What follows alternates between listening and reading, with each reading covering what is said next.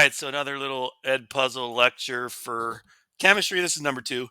I think we did this on the last one, but I'm going to do it again here real quick. All right, so nuclear reactions. Nuclear has to do with the nucleus, changes in an atom's nucleus, not just the electrons. So when we get to chemical bonding, how atoms bond together to form a compound, or chemical reactions, we're mostly talking about the electrons. So because it's the electrons that gives an atom its properties, really. But in nuclear reaction, that's changes in the numbers of protons and neutrons. So right here you see uranium. This is nuclear fission. That's when a large atom breaks down into two smaller atoms, and that releases energy. So we have fission. So that's when very large atom like uranium, 92 protons, very, very large atom, and it can split apart into two smaller atoms. That's nuclear fission. Same thing that happens in nuclear power plants. And when that happens, electricity or energy, not electricity, but energy is released. Then there's the opposite of that, which is nuclear fusion. And that's when you have two smaller, like a little baby hydrogen and another little hydrogen atom, and they squeeze together to form a larger atom, let's say like helium. And when that happens, that also releases energy in the form of gamma rays and heat. And that's what's happening on the sun right now. It's nuclear fusion. It's so hot and there's so much pressure deep inside the sun. Those little hydrogen atoms are banging into each other and they're actually fusing together to form helium, releasing energy. All right, but what we're really doing here is radioactive decay. So we've been doing this for a couple days. That's where unstable atoms release particles or energy to become stable. So it usually has to do with the nucleus has too many protons or too many neutrons, and it's trying to get that number, that ratio of protons to neutrons right. So remember, we have several types. We have alpha, beta minus. Usually we just call that beta. Some textbooks go beta minus, beta plus. We're probably just going to call it beta decay. And then there's beta plus, which we're going to call it emits a positron. So we call that positron emission. Let me go ahead and type that in. So we call that positron emission. All right, so we're not going to really use, though some textbooks do use beta decay, we're probably going to use this term right here, positron emission. And then there's gamma radiation. That's where the nucleus of the atom does not change. So it's not emitting any particles. It's just emitting energy in the form of gamma radiation. And then there's electron capture. All right, so I'm gonna go over all of these in detail in the next few slides. All right, so the first type of radioactive decay we've been doing this for the last couple of days, doing the gizmos. First one's alpha decay. Alpha decay. It's easy to forget these and get them confused. Alpha decay emits an alpha particle. You'll probably remember that alpha releases an alpha particle, beta releases beta. But what is an alpha particle? That's what's easy to forget. It's a particle made up of two protons and two neutrons. That's all it is. And right here, you can see it right here. Alpha particle says He for helium. So it's almost like an atom of helium because helium has two protons, two neutrons, but helium also has two electrons. And that's what makes it neutral because the two negative electrons cancel out the two positive protons. So that's what an alpha particle is. It's got low penetration, so it can be stopped by even a piece of paper. It can't even get in like even a millimeter into your skin. So it's very low penetration. So it's basically harmless unless it gets inside of your body. If you eat it or you breathe it in, then it can wreak havoc inside your body. Here's what you're going to need to know. The atomic number will go down by 2. Remember, atomic number is the number of protons. And since our alpha particle here contains 2 protons, that's going to cause uranium here, its atomic number, to go down by 2. And you can see it. It starts with 92 protons, which all uranium always has 92 protons. Now this number can be different. That's the isotope uranium-238. So it can differ by the number of neutrons. But remember, so the alpha particle gave up 2 protons.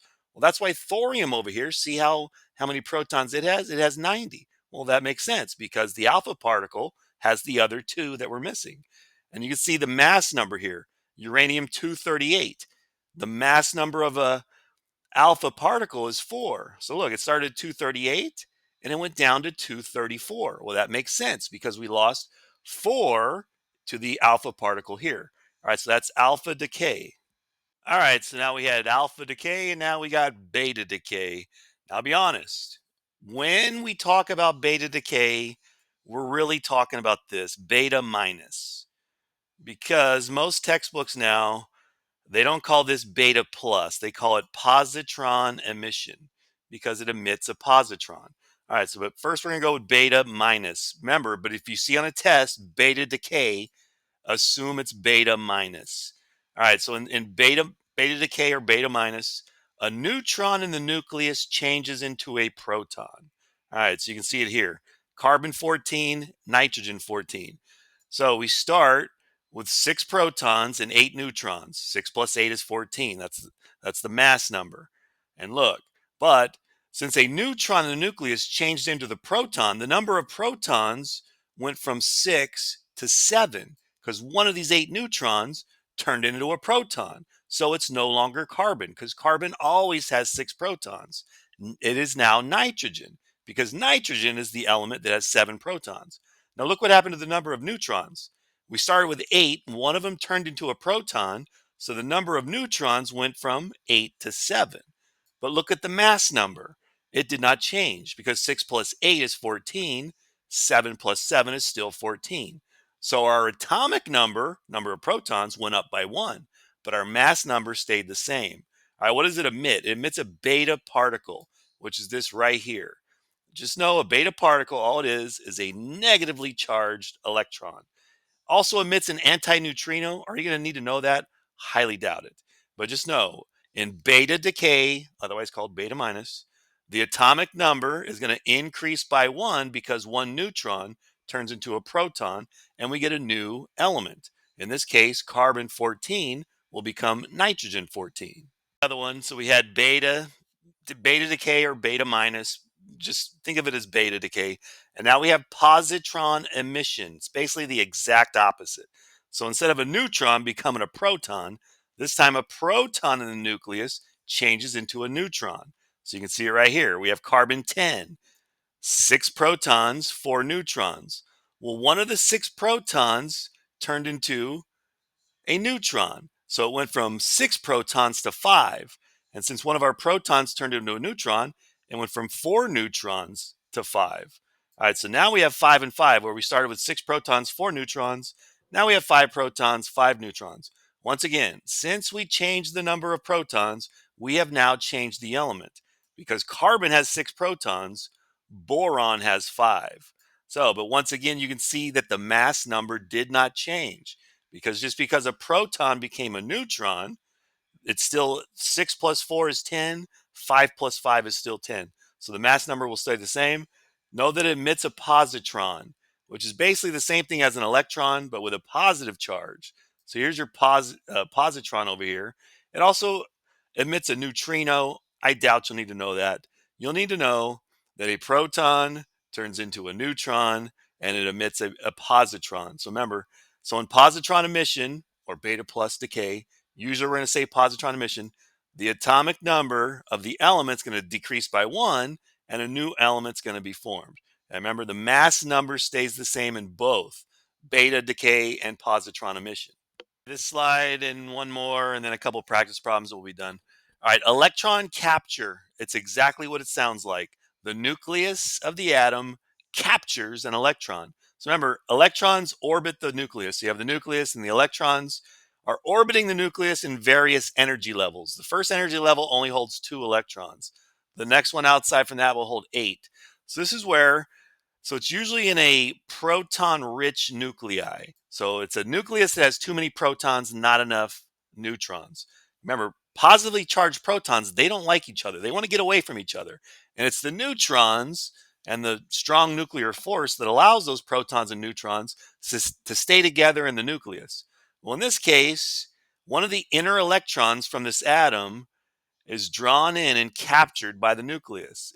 It's attracted to the positive proton because negative electron, positive protons, those are attracted to each other. And when this happens, I'll color it in over here, a proton is going to turn into a neutron. So this is kind of like positron emission because a proton is turning into a neutron. All right, so what does that cause? So it's a type of nuclear decay where an inner orbital electron is absorbed by the nucleus. Occurs in proton-rich nuclei.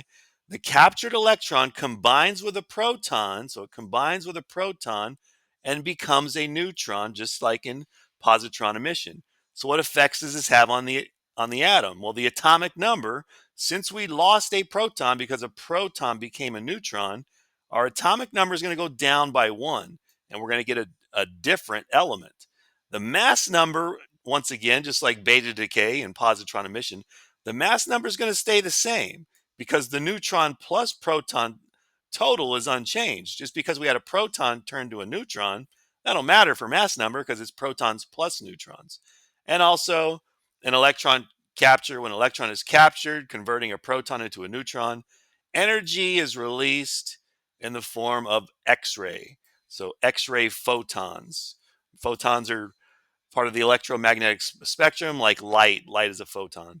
All right, so that is electron capture, which emits an X-ray.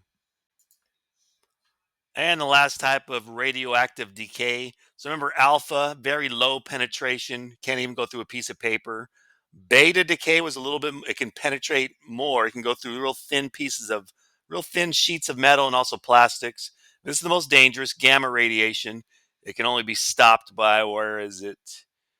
High penetration needs lead. Lead is a very heavy metal, so it needs very thick lead in order to block it.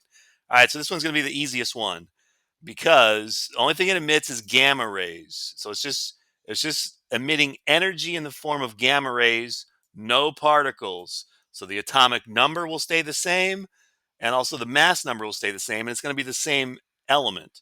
So all you need to know, it does not change the composition of the nucleus. So the number of protons and neutrons stay unchanged, but it does emit gamma radiation. All right, so that's all you need to know about gamma radiation or gamma decay. Practice problems for you on radioactive decay. So, what type of decay and the missing nuclide or particle, basically the missing nucleus. All right, so right here, this tells me what type of decay it is right there.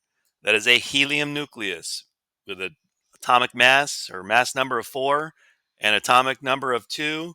So we know that is alpha decay because that is an alpha particle. All right, so now what are we going to be left with?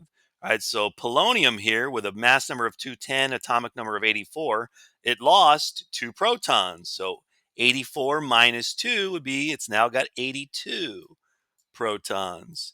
Its mass number started at 210, but we lost 2 protons, 2 neutrons, so that 210 is going to go down to 206. 06, hard to draw in here. That says 206. And now looking at a periodic table, what element has 82 protons? All right, there's polonium with its 84. There's lead, Pb, with its 82. So it's going to be Pb. All right, there's the first one. All right, number 2. So we start out with boron 8, and it decays to beryllium 8. But you can see the atomic number went from 5 to 4. It went down by 1. So this is not alpha decay because it would have went down by 2. So what type of decay causes us to lose 1 proton? This is where a proton turns into a neutron. Very easy to forget, but it is positron emission, or beta plus decay. And what are we going to get? What are we going to be left with? A beta particle. So it's a B with a plus sign. So it's basically a positively charged electron. All right, let's see this one. So here we're starting with carbon 14. It's the isotope of carbon. And look, here is an electron. It's giving off an electron. So there we know what type of decay it is. It's beta decay, or beta minus decay.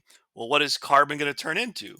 All right. Well, remember, in beta decay, that's where a neutron is going to turn into a proton. So one of the neutrons here in carbon is going to turn into a proton. It's going to give it, instead of 6 protons, it's now going to have 7. So now we're going to have 7. Our mass number is going to stay the same at 14 because just because a neutron became a proton, we still have the same protons plus neutrons. And now it's no longer carbon. Now it's going to be nitrogen 14.